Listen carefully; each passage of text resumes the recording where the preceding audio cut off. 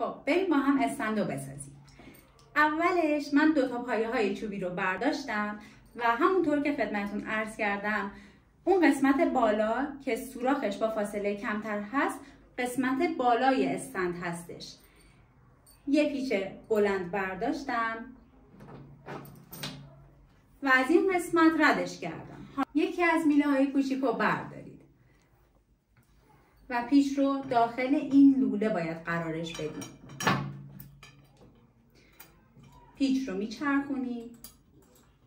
خب میله استند رو نصب کردیم و پایه چوبی بیرونی رو به عقب، پایه داخلی رو به جلو کشیدیم و پایه های استند به حالت هشتی در اومد و حالا میله بلند رو به پایه های پشت نصب میکنیم. لوله کوچیک رو به پایه های جلوی استند نصب میکنیم و این هم نصب لوله جلو و میله های پایینمون روی این بست های سفید قرار میگیره. خب این هم اتمام کار. فرایادی های عزیز مبارکتون باشه و خیلی راحت میتونین از محصولتون استفاده کنید.